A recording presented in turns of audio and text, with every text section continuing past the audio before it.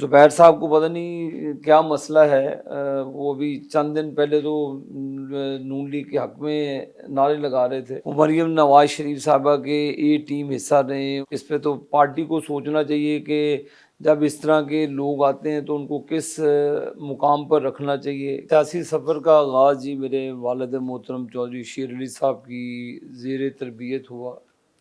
میں ان کے جلسے بڑے شوق سے سننے جایا کرتا تھا، کیمپین میں حصہ لیتا تھا۔ تو میرے جو سیاسی استاد ہیں وہ چودھری شیر علی صاحب ہیں، انہی کی دیکھ کر جو ان کی گیدرنگ تھی، پبلک گیدرنگ، لوگوں سے میل جول، یہ سارا اسی کا اثر ہے۔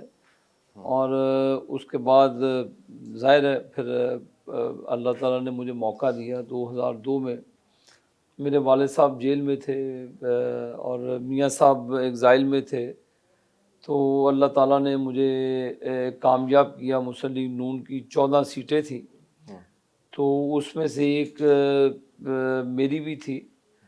پھر اس کے بعد میں نے 2008 میں کنٹیسٹ کیا، میں اللہ کے فضل و کرم سے پھر جیتا۔ پھر ووٹ کا تناسب بڑھتا گیا، پہلے 38,000 ووٹ لیا، پھر اس کے بعد 70,000 ووٹ لیا، پھر اس کے بعد 1,03,000 ووٹ لیا، پھر اس کے بعد 1,11,000 ووٹ لیا اور RTS بیٹھا۔ تو 2018 کے الیکشن آپ فاروق حبیب سے ہارا نہیں، وہ RTS ہروا گیا، نہیں تو میرے تو رزلٹ اسی سیم ڈے 9 بجے آ جاتا ہے۔ تو یہ کون سا کوئی دیہاتوں میں سے دور دراز پہاڑی علاقوں میں سے رزلٹ آنا تھا، تو وہ مینیج کیا گیا، جس کا خمیازہ پھر قوم نے بھی بھگتا۔ لیکن بعد میں جب 17 جولائی کا ضمنی الیکشن ہوا، عمران خان نے یہاں سے الیکشن لڑا، پھر بھی الیکشن ہار گئے، اور 24,000 کے تقریباً ووٹ کا فرق تھا۔ دیکھیں اس وقت بھی ہمارے جو نادرا کا اس میں بڑا رول رہا، ہمارے جو 28-30 ہزار ووٹرز تھے وہ اٹھا کے باہر پھینک دیے گئے، دیہاتوں سے ووٹ اندراج کیا گیا، جس کا ریکارڈ موجود ہے۔ لیکن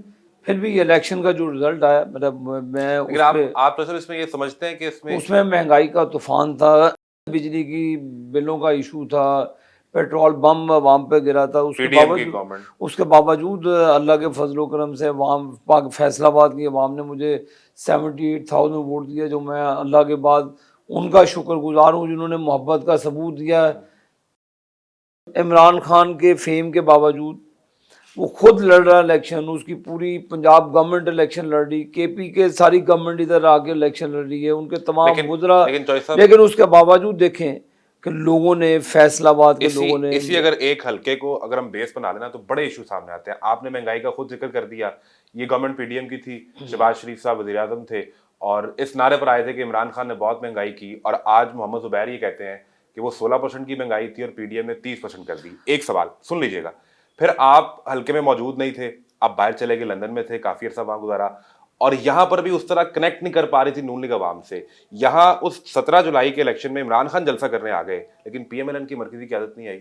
دیکھیں اس کے باوجود اللہ کے فضل و کرم سے یہ مسائل تو تھے نا۔ دیکھیں مسائل، زبیر صاحب کو پتہ نہیں کیا مسئلہ ہے، وہ بھی چند دن پہلے تو نون لیگ کے حق میں نعرے لگا رہے تھے، تو بڑا افسوس ہوتا ہے کہ جو بندہ اپنی مسئلہ تو انہوں نے بتا دیا، وہ کہتے 83 رکنی کابینہ بنی، ایک وزیر نہیں تھا تو میں ہی نہیں تھا، نہیں تو وہ پھر وہ گورنر رہے سندھ کے، جو میاں صاحب نے بنایا، تو کسی کے احسانات کو اتنی جلدی فراموش نہیں کرنا چاہیے۔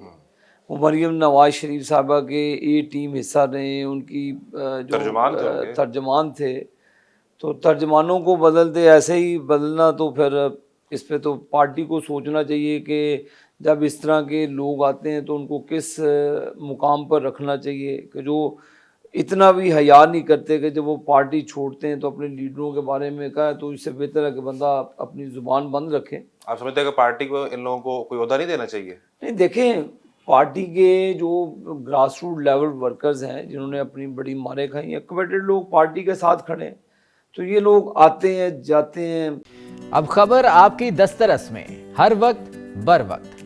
ابھی سنو نیوز کے YouTube چینل کو سبسکرائب کیجئے، بیل آئیکن پر کلک کیجئے اور باخبر رہیے ملکی اور بین الاقوامی حالات سے یقین کے ساتھ۔